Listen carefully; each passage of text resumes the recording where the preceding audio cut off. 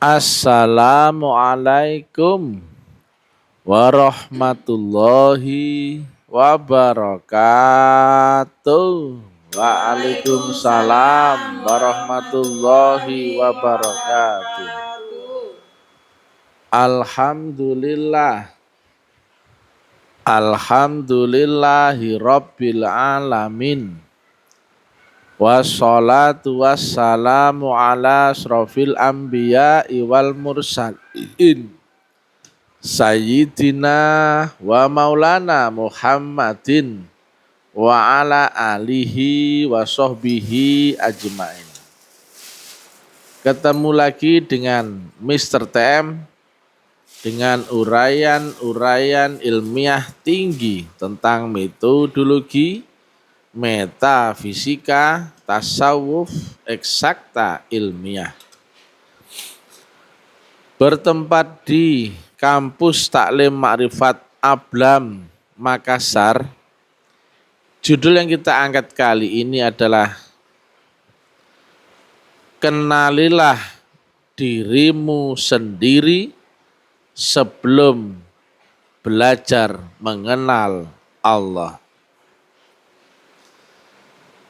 Siapa yang kenal dirinya, dia akan kenal siapa Tuhannya. Man arafa nafsah faqad arafa rabbah. Mengenal diri ini penting ya. Siapa diri kita? Supaya kita tahu harus apa dan bagaimana treatmentnya, hukumnya, biar tahu. Manusia sebetulnya adalah rohani, tetapi diturunkan ke dunia menjadi berbadan jasmani. Faktor Tuhan yang dititipkan manusia adalah rohani. Sedangkan jasmania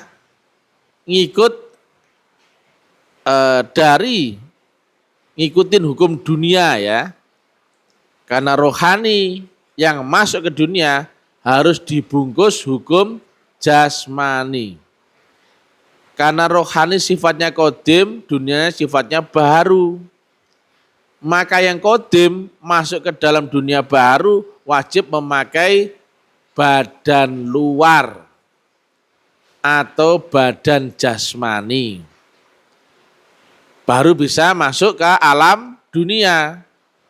Nah, berarti manusia ini sebetulnya rohani yang masuk ke dunia sehingga harus dibungkus dengan hukum jasmani, hukum dunia, sehingga diberlakukan ada jasmaninya.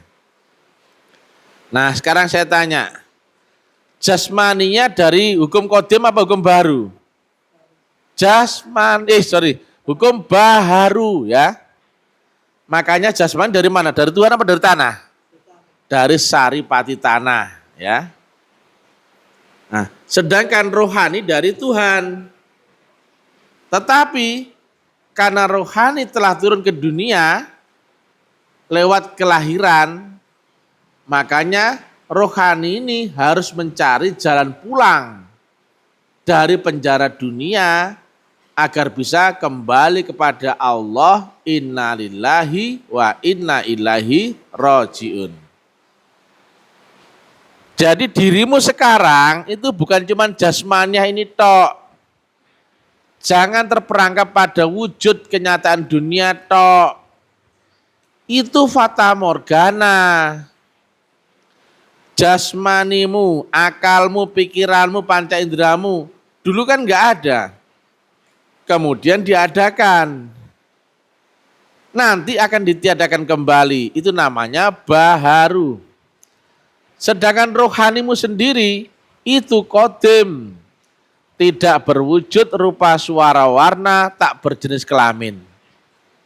Unlimited, undefinisi, undeskripsi. Tidak terbatas, tidak tergambar, tidak terdefinisikan. Masuk ke alam terbatas, tergambar, terdefinisikan. Harus pakai kapsul. Baru bisa masuk ke dunia. Karena rohmu itu tadi kodim. masuk ke dunia baru, maka kena undang-undang baru.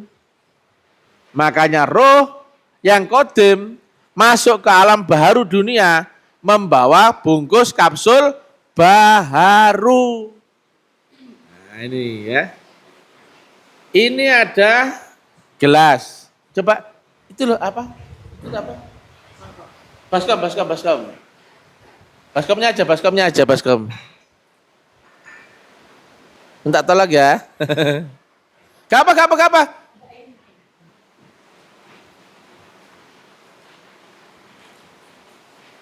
Nah, makanya Nabi sampaikan udkhulu fisilmi kafah ya. Biar kau tahu kau sebetulnya adalah metafisika terjebak di alam fisika. Maka agar bisa metafisikmu kembali kepada yang maha metafisika, kau harus terbebas dari alam fisika. Tetapi roh bukan dari bawah lo ya. Rohmu dari atas, maka metafisikamu adalah metafisika ultra. Di atas alam akal, bukan metafisika infra. Di bawah alam akal. Nah, ini ada gelas dan ada air. Disebut segelas air. Saya pakai ini biar tinggi kelihatan ya. Rohmu itu yang di dalam ini loh. Dan jasmanimu itu gelasnya ini, bungkusnya. Roh yang sifatnya kodim datang dari sisi Tuhan ya, dari unsur Tuhan. Kutipkan sebagian rohku. Maka roh suci enggak ini? Suci. Bahkan ya roh masuk ke dunia, suci enggak dia? Suci. Yang menjadi kotor adalah gelasnya ini loh. Kau di dunia kemudian ada kesalahan-kesalahanmu. Maka gelasmu menjadi kotor. Nah, misalkan begini. Yang kata Nabi, karena banyaknya kesalahanmu, maka menjadi hijab yang membuat kolbumu terbungkus dengan hijab itu sehingga nggak bisa kenal Allah lagi. Ya. Tetapi ingat ya, kau ada yang air, kau ada yang gelas. Tapi gelasmu cuman fata morgana sebetulnya. Air ini punya alam, alamnya namanya akhirat. Gelas ini juga punya alam, namanya dunia. Air ini adalah rohani, gelasnya adalah jasmani. Dua hukum berbeda, jangan paksakan sama. Air tetap suci dari yang maha suci, sampai kapanpun tetap suci. Yang kotor adalah gelasnya, karena gelas di dunia ada kesalahan-kesalahan ini sehingga bungkus. Maka kata Nabi, udkhulu fisilmi kafah. Masuklah kamu dalam Islam secara menyeluruh, jasmanimu dan rohani. Berarti apa? Kau harus masuk ke ilmu rohani. Masuk ke ilmu rohani, tinggian mana jasmani sama rohani? Tinggian rohani. Maka bisa gak manusia masuk ke dalam diri rohaninya dengan kemauan sendiri? Tidak bisa. Tinggian rohani. Ya. SMP tidak mungkin bisa otomatis diakui SMA. Belum ada ijazahnya itu enggak. Tapi SMA otomatis sudah ada ijazah SMP-nya. Nah, untuk masuk ilmu rohani, kau harus baiat.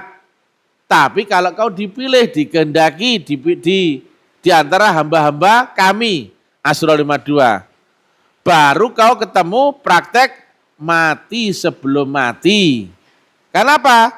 Batas antara gelas ini dan airnya itu ada sempadan, ada jarak, ada batas. Yang itu harus lewat kematian.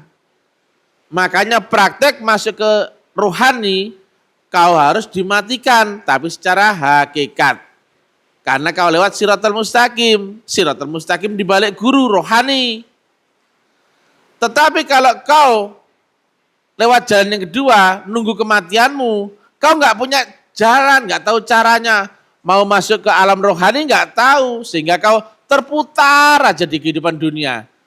Begitu mati mau masuk rohani, mau masuk akhirat, nggak bisa. Karena kau tidak pernah belajar. Saya tanya, anak SMP, kalau mau masuk SMA, apakah otomatis? Tidak, harus daftar dulu, memenuhi rukun syarat dulu, betul nggak? Nggak bisa dikira otomatis langsung bisa masuk. Ternyata akhiratnya bagi dia, alam berikutnya ternyata ketemu dunia lagi. Itulah yang disebut reinkarnasi. Nah, makanya di dalam Islam ada istilah catatan amal di lauh mahfudz. Maka kau ketemu kelahiran tapi membawa catatan amalmu dahulu. Meneruskan lakon karena kau belum bisa masuk rohani. Nah, rohani inilah yang nanti akan diminta pulang membawa pertanggungjawaban. Datangnya suci karena dari Maha Suci, maka pulangnya juga harus suci. Tetapi pulangnya bukan sekedar suci, tapi suci yang disucikan. Karena apa? Ada campur tangan Tuhan. Makanya wa ma khalaqtul jinna wal insa illa liya'budun. Kau itu diciptakan hanya untuk beribadah menyembah. Bukan untuk Tuhan, tapi untuk dirimu sendiri. Nah, ya. Jadi sekolah kampus taklim Ma'rifat adalah kau sekolah ruhaninya. Bukan jasmaninya. Air di dalamnya itu loh ya, itu rohani. Bukan tentang gelasnya. Nah, kalau kita telah melewati portal batas ambang ini, kita dilahirkan di alam rohani. Dulu dari rohani untuk turun ke alam jasmani mesti ada proses. Ada suluk di kandungan selama 9 bulan sekian hari, itu kan? Barulah kemudian roh itu kemudian dilahirkan ke dunia membawa casing wujud jasmani. Lah kalau kau dari dunia untuk masuk ke alam rohani, kau juga harus dilahirkan. Di mana? Di alam rohani.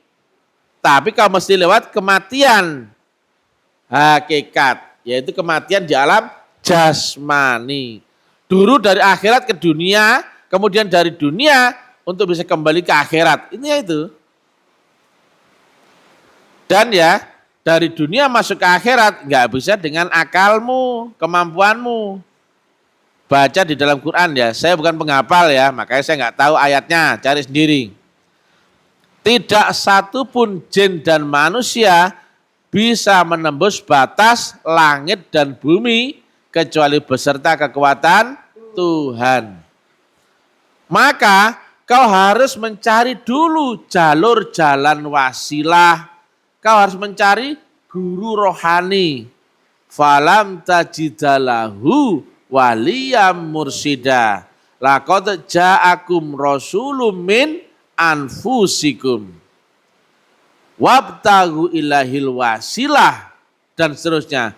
Makanya mencari wasilahmu itu harus didahului dengan mencari sang pembawanya.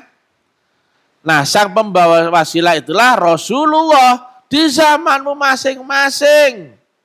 Makanya At-Taubah 128 ada Rasul di antara kaummu sendiri. Berarti di kaummu apa kaum orang lain? Di zamanmu apa zaman orang lain? Loh, enak toh? Kita nggak ngayal. Karena apa? Kita di dunia dasarnya kenyataan konkret. Itulah kenapa kau harus dipastikan syahadatmu memang bersaksi. Nah kalau bersaksi ketemu nggak? Ketemu. Oleh dirimu? Iya. Di zamanmu? Iya. Nah karena bersaksi Yang kau saksikan apanya? Wujudnya.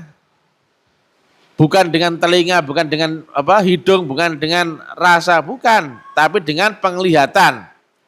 Nah, bedanya bersaksi sama melihat. Bersaksi adalah melihat, tetapi sekaligus dengan kronologi. Kenapa kau kok bersaksi akan itu? Siapa yang kau saksikan itu? Bagaimana cara menyaksikan? Itu untuk apa? Itu harus paham, ya. Dan itu bukan pengetahuan loh ya, tapi karunia. Nah, jadi pelajaran yang di Kamus Al-Ma'rifat, pelajaran di dalam. Makanya guru kita guru rohani, bukan guru jasmani. Saya guru jasmani, guru di luar saja. Yang menyampaikan, menerangkan, menjelaskan, mengilmiahkan. Nah, saya itu. Tetapi guru rohani bukan manusia. Fungsinya apa guru rohani? Adalah menghantarkan rohani agar bisa naik dimensi sampai akhirnya pulang kepada Allahu Subhanahu wa Ta'ala. Maka yang bisa sampai Allah adalah kriterianya siapa? Yang datang dari sisi Allah. Lantas siapa guru rohani? Dia adalah nur Allah sendiri di alam rohani. Nurun ala nur. Yahdillahu linurihi mayyasa. Tetapi apapun yang rohani di dunia ini ada bungkusnya. Karena alam rohani dan alam dunia itu ada sempadan, ada jarak pemisah, ada batas ambang. Semua yang rohani di dunia ini wajib kena undang-undang dunia. Kau cari Allah di rohani, sementara kau ada di alam jasmani, kau harus mencari Allah yang di dunia. Kau mencari wasilah kan di alam rohani. Tapi kalau ada di alam jasmani di dunia, maka kau cari wasilah itu lewat apa? Pembawanya. Di dunia apa di akhirat? Di dunia. Jelas tak? Sholat kau kerjakan di mana? Di dunia. Tuhanmu di mana? Di akhirat. Maka kau harus cari dulu jalannya saat di mana? Di dunia. Zikir kau kerjakan di mana? Di dunia. Tuhanmu di akhirat. Maka kau cari jalannya, caranya, metodologinya di mana? Di dunia. Begitu kau terbebas dari wadah ininya, duniamu sudah hilang. Maka kenyataanmu berikutnya ada kenyataan akhirat. Yang kata Nabi, begitu kau mati kau ketemu kenyataan yang lebih tinggi daripada kenyataan dunia. Dan dunia menjadi sebatas fata morgana atau mimpi. Nah sekarang saya tanya, akhirat sekarang sudah ada belum? Sudah ada. Begitu kau keluar dari penjara gelasmu ini, sudah akhirat namanya. Nah ini dia. Tetapi kalau manusianya belum mati, secara jasmaniah, yang bernyawa ya, maka dia orangnya masih hidup di dunia, tapi rohaninya tembus ke akhirat. Dia ada di dua dimensi. Kafah, lah itu maksudnya Nabi itu. Nah, bergurunya kau di mana? Di dunia. Karena apa? Di akhirat ada nggak guru? Ada nggak Tuhan? Ada nggak dirimu? Ada nggak apa-apa? Nggak ada apa-apa. Karena di alam akhirat, alam qadim. Tetapi secara teori, ya kalau dibahas di luar, di alam rohani yang ada adalah Allah dan nurnya, betul nggak? Tapi ketika prakteknya di alam sono, nggak ada apa-apa. Tuhan pun nggak ada, kau pun nggak ada apa-apa. Karena apa? Unlimited, undefinisi, undeskripsi. Tidak ada baik buruk, benar salah, ada tiada pun nggak ada. Makanya belajar masuk alam rohani adalah saat kau di alam jasmani, saat kau di dunia. Ya, kata guru saya ya, kalau jalanmu nanti akan ketemu lautan, ya, pasti ketemu lautan.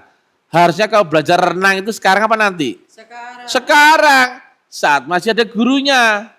Bagaimana cara renang, bagaimana cara selamat melintasi lautan, betul nggak? Lah kau nggak pernah berenang, nggak pernah belajar ya, nggak pernah berguru. Kemudian nanti ketemu lautan, mati kau tenggelam. Betul nggak? Kenapa kau nggak belajar sekarang di dunia? Saat guru ada, Rasul ada, aulia Allah ada. Allah pun ada, semuanya ada di sini. Kenapa kau kok beranggapan nanti bisa auto? Paham ya Bu Wati ya? Nah, ilmu yang dipraktekkan di Kamus Salim Marifat, ilmu di dalam. Kau sudah di dalam, jangan lagi melihat keluar. Makanya saya sebut mikrokosmos, bukan lagi makrokosmos. Nah ini dia. Tetapi X per X sama dan Y per Y dan Z per Z. Dunia dengan pembanding dunia, akhirat dengan pembanding akhirat, atau dunia dibanding akal, akhirat dibandingkan ruh, rasanya sama enggak? Sama dengan kenyataan.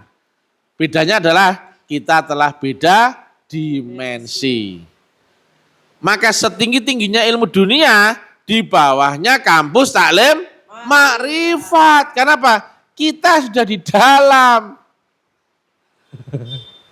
Nah, kita, tadi saya sampaikan tadi ya, bukan lagi membersihkan diri. Nggak mungkin membersihkan diri, ruh itu nggak mungkin. Ya. Yang ada adalah ruh kita disucikan, dibersihkan. Siapa yang membersihkan? Tuhan, lewat sistemnya. Dan sistem itu di dalam Quran disampaikan, innallaha wal malaikata yusholluna 'alan nabi dan seterusnya. Memakai sistem, ada wasilah dan ada pembawanya.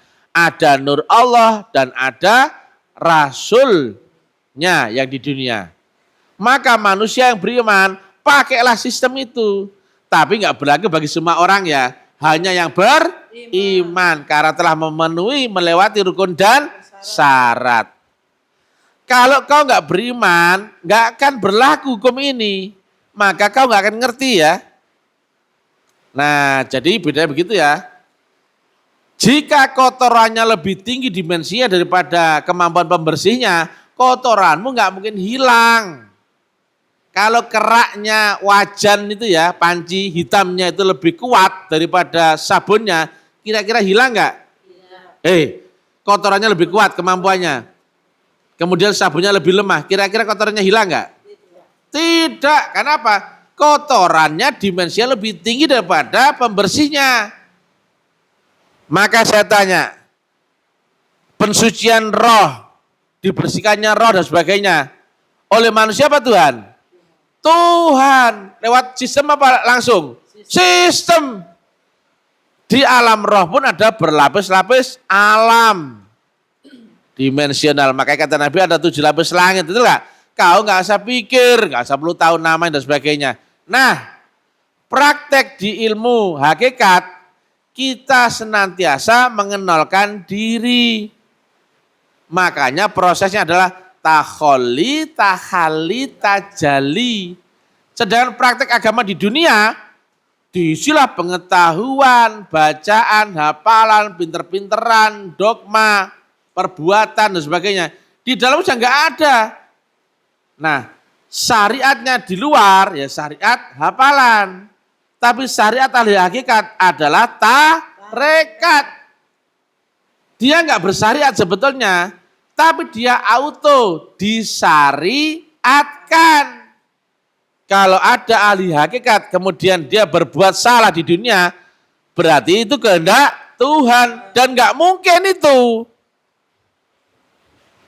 Makanya kalau ada praktek hakikat, kemudian dia ada anarkis, rasis, komunis, kemudian apa lagi? Apa itu ya? Teroris, berarti itu dunia. Beda alam ini sebetulnya, cuman kenyataannya saling ketemu, beda dimensi. Kan sama-sama X per X sama dengan Z per Z. Nilainya sama dengan 100%. Ketemu di kenyataan konkret. Tapi beda alam. Satunya alam Y, satunya alam Z. Paham berarti ya? Jadi yang dimaksud udkhulu fi silmi kafah ya kau harus masuk ilmu rohani. Kau harus baiat. Kau harus bisa kenali dirimu yang rohani. Karena yang datang dari Allah yang mana? Jasmani apa rohani? Rohani. Nah, Allah ya di dalam pernyataan ya, ketika kita dilahirkan, kutiupkan sebagian rohku, maka rohmu yang rohani adalah bagian dari Allah, betul enggak? Maka di mana Allah, di mana kau? Kau adalah rohani. Allah adalah puncak rohanimu sendiri, betul enggak? Bukan orang lain. Siapapun roh dan maha roh ketemu di satu titik. Rohnya saya, rohnya siapa, rohnya binatang, rohnya apa? Ujungnya siapa? Tuhan. Maka Allah adalah puncak rohani tertinggi. Nah kalau manusia mencapai puncak ketemu siapa? Ya ketemu dirinya sendiri. Ya, makanya ayatnya adalah wa huwa ma'akum ainama kuntum. Di mana kau berada, disitulah Allah berada. Di mana Allah? Ya di dalam dirimu. Siapa Allah? Ya kau. Tapi telah mencapai puncak rohanimu. Makanya roh ini, kalau dia disucikan terus menerus, dia naik dimensi. Disucikan lagi, naik dimensi. Ini ada ya, kiasnya ya 7 lapis langit. Gak usah dihafal namanya. Yang penting kau ketemu syarat rukun jalan dan caranya, kau praktek, kau tahu paham adaptasinya, sampai menjadi sistemik, bukan lagi akademik pinter-pinteran. Nah, beda ya, membersihkan dari dalam dan membersihkan dari luar, beda. Nah ini dia. Kita beragamanya dari dalam, bukan dari luar. Dari dalam berarti apa? Atas bimbingan Tuhan. Lewat apa? Lewat nurnya. Karena sambunganmu dengan Allah lewat nurnya. Hubunganmu dengan Allah lewat nurnya. Jarakmu dengan Allah sepanjang nurnya. Kau akan tahu sifat Allah lewat sifat nurnya. Sudah ketemu nurnya Allah yang di dunia? Sudah. Dibawa oleh siapa? Pembawa nurnya. Pembawa wasilah. Wasilah itu apa? Pembawa tali hubungan sambungan. Kan sama aja dengan pembawa nurnya, betul enggak? Manusia bukan? Manusia. Makanya kau di dunia harus mencari siapa pembawa wasilah di zamanmu sendiri. Itu wujudnya Allah. Itu manusia laki-laki. Itu yang kau harus lihat dalam kesaksian syahadatmu. Tapi gak cuma melihat, dan ada kronologisnya. Makanya bukan melihat syahadat itu, tapi bersaksi. Kenapa kau saksikan itu? Kok bukan yang lain? Bukan Ka'bah, bukan gambar tulisan Allah, bukan matahari, bukan apa. Itu karena ada kronologi. Kenapa kok ke situ? Nah, itu harus jelas. Kalau kau cuma sekedar melihat tapi nggak tahu kronologi, kau pasti akan anggap kita ini sesat. Nah sekarang nggak ada yang ngerti tentang ini. Syahadat sudah nggak ada yang ngerti. Bahkan ya satu ya, nggak meyakini lagi ada Rasul pembawa wasilah, betul nggak? Lah kalau nggak meyakini pembawa Rasul pembawa wasilah, berarti mereka berwasilah nggak? Ya enggak dong, pembawanya aja nggak ketemu, apalagi wasilahnya. Padahal itulah praktek syahadat, bersaksi karena ada kronologi. Lah kalau nggak ketemu wakil Tuhan di dunia, bisa nyambung dengan Allah di akhirat? Enggak. Maka seluruh ibadah orang yang belum bersyahadat adalah sia-sia.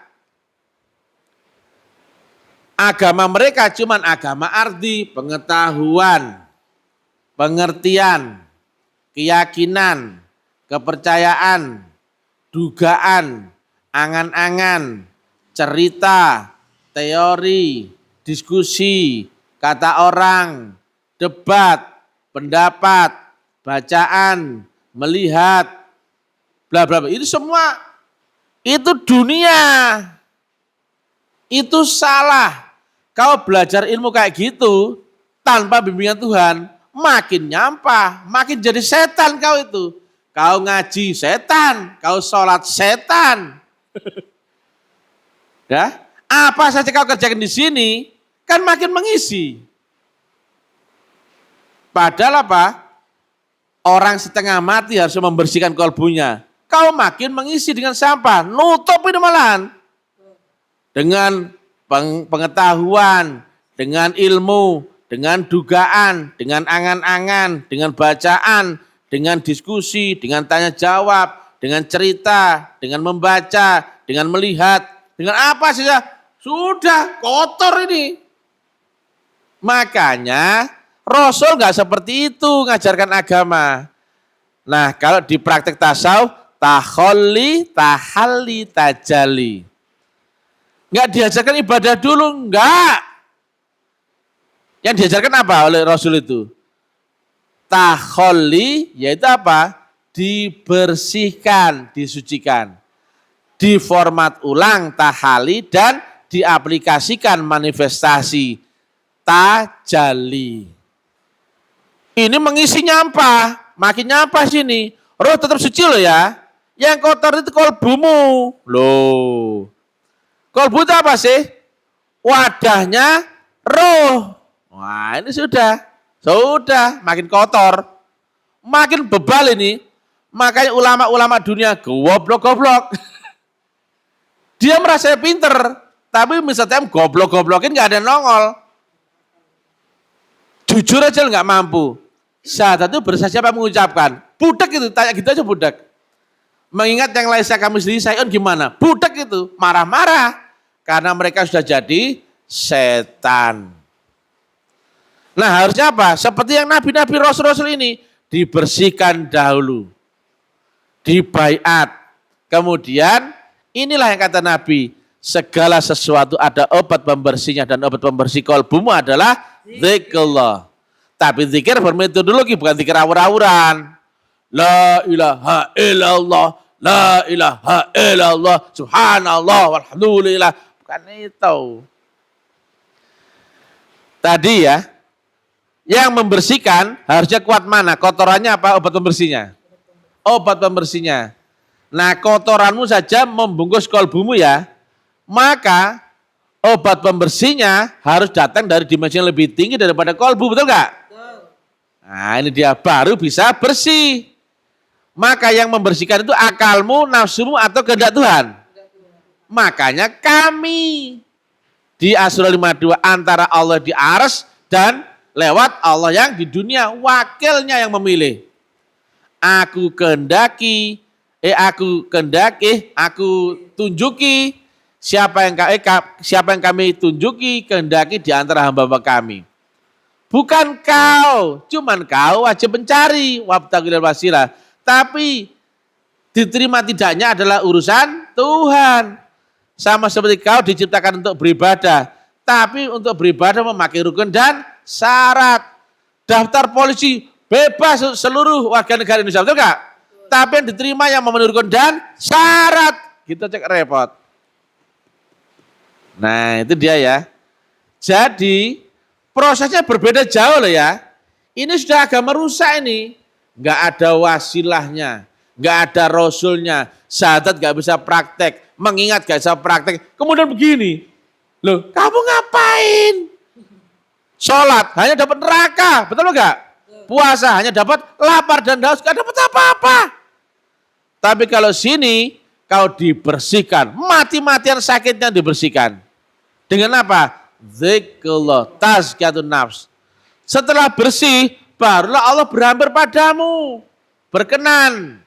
Tapi pun lewat dibersihkan, disucikan berlapis-lapis. Makanya Al-Waqiah 79, tidak mungkin kau bisa menyentuh Quran kecuali oleh roh yang disucikan. Rohmu sudah terlanjur di dunia. Sedangkan dunia dan akhirat ada 7 lapis langit. Maka roh pun tetap difilter lagi.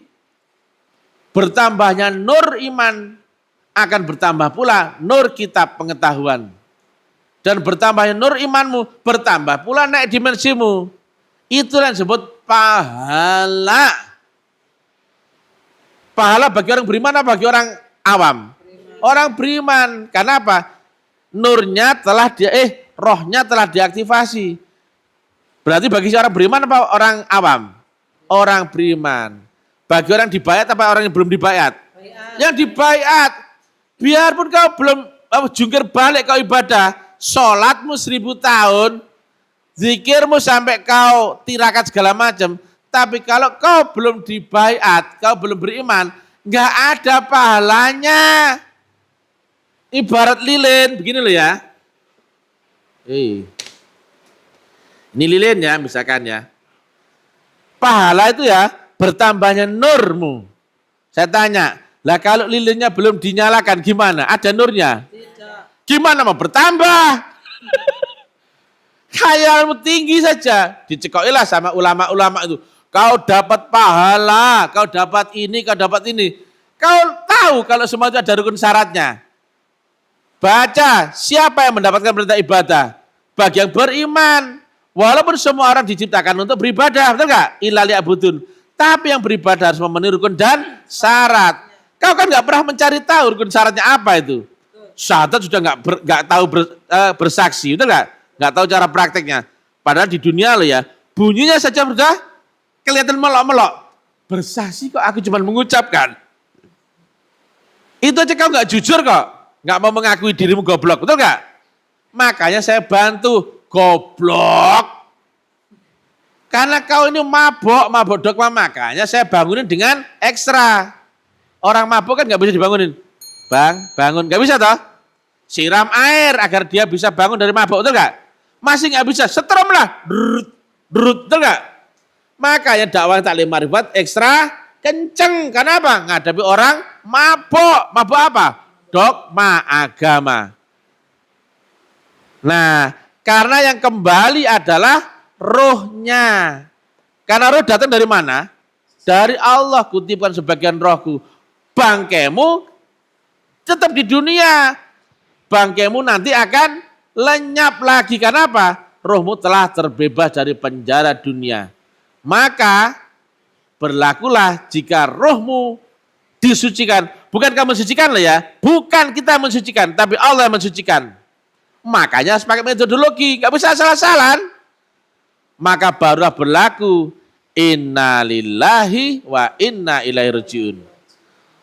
Roh pun jika tidak ada unsur nur Allah, nggak akan bisa kembali. Makanya banyak roh di dunia ini.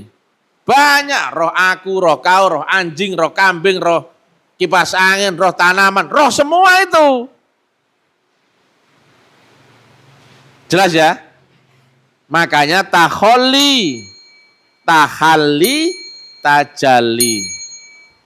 Sudah, kalau kau dengan pengetahuan, kau akan pintar. Ujungnya cuma debat. Ditanya praktek, kau bego. Inilah bedanya ya, Mr. TM dari sisi kanan, kau dari sisi kiri. Gak nyambung ini. Kau kan gak bisa menyalahkan aku. Tapi gak mampu membenarkan, karena kau bukan pelaku. Aku ketawa-ketawa aja, happy-happy saja, goblok-goblokin orang, betul gak? Dimensi aku dan kau beda. Tepuk tangan dong. Perkara syahadat kau tolol. Ditanya cara mengingat Allah, kau tolol. Ditanya sholat, kau tolol.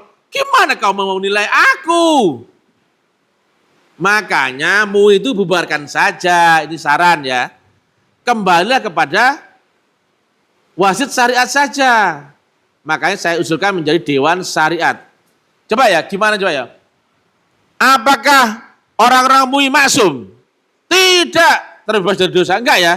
Bahkan baru-baru ini ketua MUI-nya yang pelecehan seksual. Coba ya. Secara hukum syariat saja sudah salah. Gimana mau menilai ahli makrifat? Di kelas TK aja dia gagal. Ya enggak? Baru-baru angkat di bulan Januari ini. Ketua MUI loh ya, bukan orang lain ini. Ketua MUI Lamongan, umur 68 tahun. Di pesantren tahfiz Quran. Kurang apa coba? Pelecehan seksual 3 anak-anak aja. 3 anak-anak. Bukan orang tua ini yang dikerjain.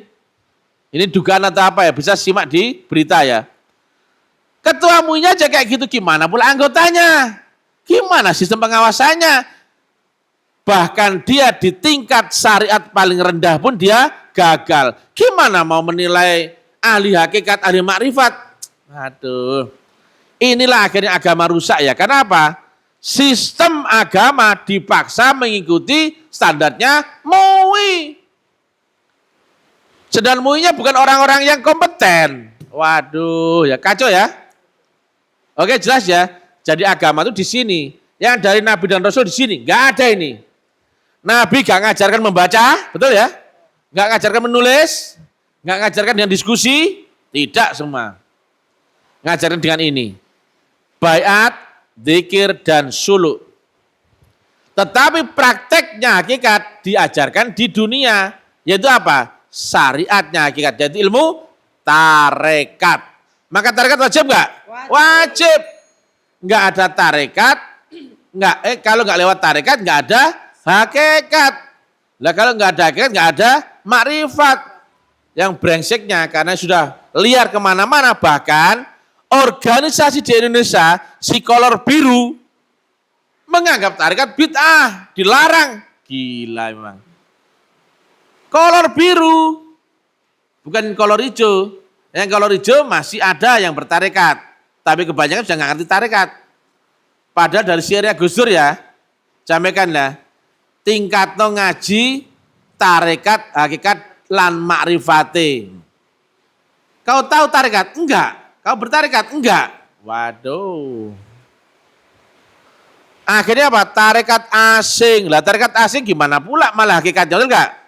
Karena banyak kan mana orang tarekat sama orang hakikat. Banyak kan tarekat. Makin ke atas makin sedikit. Betul? Lah kalau syariatnya tok itu saja, enggak memakai tarekat, maka enggak mungkin bisa sampai hakikat. Dari tarekat ke hakikat itu terfilter, banyak berjatuhan itu. Dari hakikat ke makrifat berjatuhan lagi itu. Jadi demikian ya. Perhatikan kata-kataku, gak usah malu. Kalau kau mau sharing ke sini gak apa-apa. Tapi jujur ya. Saya ini jelas di publik. Kalau ngomong di publik terbuka, berarti jangan kau kira saya ini gelap-gelapan. Kalau saya salah, sudah dari kemarin sudah dihukum. Betul gak? Gayanya saja yang kayak cowboy. Tapi saya gak seperti itu ya. Karena apa? Yang saya bangunkan ini adalah orang-orang yang mabok dogma agama. Nah, kalau nggak dibangunin keras, lama kau bangunnya, keburu mati kau itu. Betul nggak Pak? Betul. Coba ya, umur-umur kayak orang-orang ini, coba ya, ada 50 tahun, 60 tahun coba. Umurnya dunia nggak lagi lama kan? Maka yang saya bangunkan cepat-cepat. Bangun! Ayo bangun! Kalau saya bilang, bangun. Turun lagi. Bangun Pak, bangun. Tidur lagi, ya kan? Semakin lelap. Nah ya, demikian ya. Assalamualaikum warahmatullahi wabarakatuh. Tahan. Sebarkan kemana-mana ya. Orang Hindu boleh belajar di sini. Buddha, Konghucu, Nasrani, Kejawen, Kapitayan, Sundawitan, boleh. Di sinilah kau akan ketemu metodologi agama yang terang, jelas, dan luar biasa. Saking gamblangnya saya ngomong di publik, bukan di dalam karung. Macam kita mau cari kucing di dalam karung, hanya tahu bunyinya. Enggak tahu mukanya, enggak tahu kulitnya, betul enggak? Ini jelas. Kau lihat aku jelas enggak? Kau lihat omonganku jelas enggak? Jelas. Aku sebut enggak alamatku sama nomor teleponku? Jelas semua. Assalamualaikum warahmatullahi wabarakatuh.